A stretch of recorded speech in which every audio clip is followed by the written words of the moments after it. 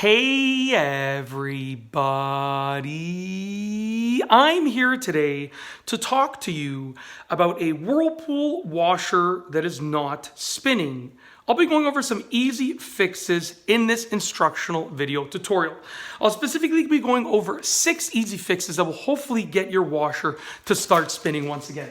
So as you can see right over here, I have my old Whirlpool washer, and we ended up using this for quite a few years. The old owners of the home left it for us when we bought the home from them, and we used it for a few years, and then we got a new washer and dryer. So now it's in my garage, and I'm just using it for some content before it moves on. So anyways, these are the 6 things that you can try out if your Whirlpool washer is not spinning, and they're easy fixes. Hopefully they can help you get it spinning once again. Let's get into this, starting off with number one, try a different spin speed, okay?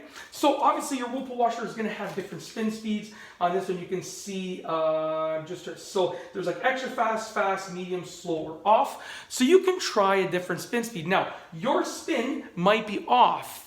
And so when you're checking for a different spin speed, make sure it's not set to off. Because if your spin is off, that's the reason why your washer is not spinning. And believe it or not, that might happen more often than you would imagine, where, someone else pushes the button, you accidentally push it, and you don't realize it, and you turn it to off. Especially if you're usually at the next setting right before off. So, as it cycles through, if you're at slow usually, right, and then you accidentally push the button, it's going to be off. So as you're choosing a different spin speed, then make sure it's obviously not set to off. But like I said, even if you have it set to fast and it's not spinning, then choose maybe medium or extra fast, because maybe it's a problem with the technology of that specific spin speed. So maybe it's not spinning at the fast spin speed, but maybe it'll spin at all of the other spin speeds. So maybe it's a problem just isolated to one spin speed. Try that out. Hopefully you can get your washer spinning once again. Just try a different spin speed. It's something as easy as pushing a button or dialing a knob, and it will make the world of a difference because it might actually solve the problem. So that's number 1.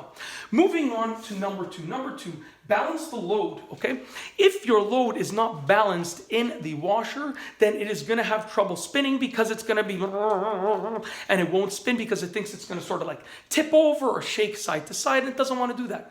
If your load is unbalanced, then balance it. If your washer is not spinning, okay, when you put the next load in, make sure it's nicely balanced. You don't want anything too heavy on one side or the other side. Make sure it's nicely balanced, and you'll have a decent chance of hopefully fixing that problem. Okay, so balance the load. Moving on to number 3. Number 3, lighten the load, okay? Maybe you just have too much stuff in there, okay?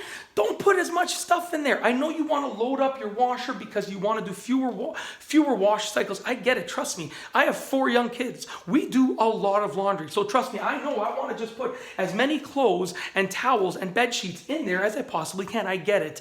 But that can cause a problem with the spinning of the washer. So lighten the load, okay? Remove some of the articles and see if that spins. If you lighten the load and it spins, then you know what your problem was. The load was too heavy. Simple as that. Moving on to number 4. Number 4, ensure the drain hose is not clogged or kinked.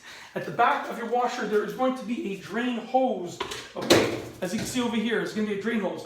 Make sure it's not clogged or kinked.